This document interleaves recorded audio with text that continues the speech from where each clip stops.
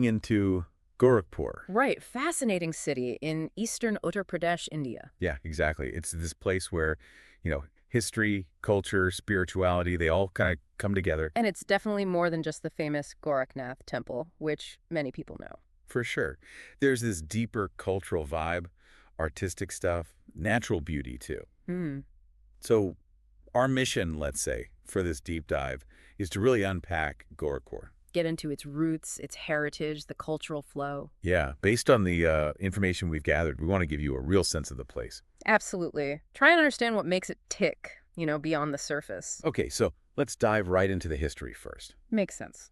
Our material points to Gorakhpur being, well, a pretty significant center for a very long time. Yeah, it wasn't just a place, it was important. And its story seems really closely tied to the figure of Gorakhnath. That connection is central, definitely. What's really interesting, though, is how far back it might go. Well, the sources suggest connections way back, maybe even to the Mahabharata era. Wow. Like mentions of Arjuna and Krishna spending time there. That's what's suggested. It points to maybe a long strategic importance, even back then. Okay, and then, of course, there's the Gorakhnath Temple. A major focal point in our material. Right. Described not just as religious, but like a key cultural landmark, too. All tied to Saint Gorakhnath, who's central to the Nath tradition. Maybe you could just briefly explain the Nath sect for people less familiar, its significance. Sure. The Nath sect is a pretty important Shaivist tradition in India, Right. known for its blend of yoga practices and philosophy. It's had quite a bit of influence historically. And Saint Gorakhnath. He's seen as one of its, main founders and propagators. Hugely revered figure. Got it. That context really helps. So the temple isn't just old architecture. No, it's a living connection to this influential tradition. So moving to the sort of spiritual heart of the city, the temple is clearly more than just history. It's a vibrant center for devotees today. Yeah, the sources talk about this really peaceful atmosphere there. Conducive to meditation, reflection, that sort of thing. It sounds like a space that's actively used for that. Definitely. Places like this often build up a real palpable spiritual energy over centuries. Right, through all that devotion. And what's interesting is how this, individual devotion also scales up. How so?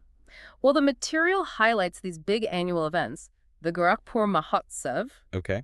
and the Gorakhnath Mela. Huge religious gatherings, apparently drawing thousands of people. Wow, so it's a major pilgrimage destination too then. Seems like it, yes. And there's another site mentioned, Ramgarh Tal. Oh yes, the lake, also described as religiously significant. Yeah, people go there to bathe, seeking mental peace, maybe spiritual inspiration. So like a place for personal renewal connected to nature? Exactly. Having multiple sacred sites like this often shows a really deep, multifaceted spiritual culture. Yeah, makes sense. Ramgarh Tal offers something different, maybe quieter. Perhaps connecting that inner peace idea with the natural setting. Okay, but it's not all about temples and quiet reflection, is it? No, definitely not. Gorakhpur seems to have a really vibrant cultural side, too. Our sources really emphasized the folk music and dance traditions. Deeply ingrained, it sounds like. Offering a window into the community's soul, almost. What specifically stood out there? Well, they mentioned Shatal Geet and Gorakhpuri Lokgeet by name. Okay. And these aren't just casual tunes. They're presented as really significant musical forms. Carrying emotional weight, social messages. That's the idea. Integral to storytelling, preserving cultural memory, things like that. And it's not just preserved like a museum piece, right? No, apparently not. The sources mention active music festivals, dance workshops. Oh, that's fantastic. So they're keeping it alive and relevant. Exactly. It suggests a real conscious effort to not just, hang on to heritage, but to actively engage with it. Passing it on, fostering a living culture. Precisely. All right, let's shift focus a bit, maybe to the natural beauty. Sure. Ramgarh Tal comes up again here. Right. But this time, less for the bathing and more for the scenery. Yeah, described as picturesque, offering peace, scenic views. Water, greenery. Mhm. They even mention swans. Ah, yes. Sounds like a proper oasis within or near the city. The descriptions were quite nice, actually. It's a good reminder that even urban areas often have these vital natural spaces. They really add to the character. Totally. And it wasn't just the lake, was it? No, they also mention Gorakhpur Mountain Okay. and bargad trees, banyan trees near the city as other natural draws. So opportunities to get out into nature nearby. Yeah. And these natural spots often get woven into local stories and traditions too, right? Oh, good point. Adding another layer to the culture. Exactly. Okay, so we've got this rich history, spirituality, culture, nature.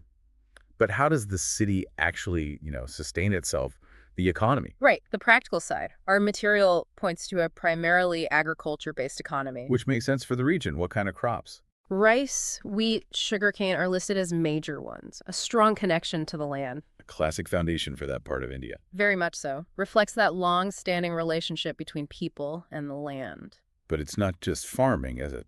No, the sources also highlight thriving textile and food processing industries. Ah, okay. So some diversification happening there, playing a role in development, Seems so, and it also points towards rapid industrial growth overall. suggesting it's becoming more of a commercial hub. Yeah, sounds like Gorakhpur is in a pretty dynamic phase, economically speaking, transitioning. Interesting. And what about, like, education and health, the social infrastructure?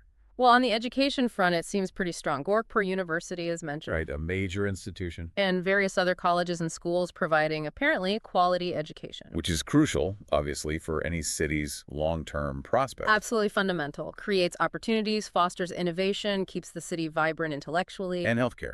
Also highlighted, Gorakhpur Medical College gets a mention. Okay. Along with other healthcare institutions, seems like a significant sector providing essential services. Good to hear. Access to decent healthcare is just paramount. It really is a cornerstone of well-being.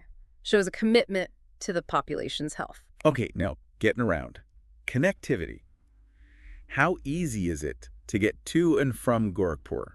Seems pretty well connected. Based on our sources, the transport network is described as well established. The railway station comes up specifically. Yes, Gorakhpur Railway Station, mentioned as a major station in India. Wow, okay. So trains going to lots of different parts of the country. That's the picture. Incredibly important for travel, but also for trade, right? Definitely. The railway network in India is just so vital. And a major station like that acts as a critical hub, facilitating all that movement. Is there air travel too? Yes, Siddharthnagar Airport in Gorakhpur provides domestic flights And international. and international connectivity, according to the material. Okay, so that really positions it as, plugged into the wider world. Yeah, that level of connectivity is a huge factor in growth and accessibility.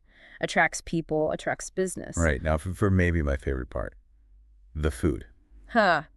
Always important. The cuisine is described as renowned. Variety, flavors. Sounds delicious. They even list some specific dishes. Yeah. Lichoka, kachori, pan, sambar.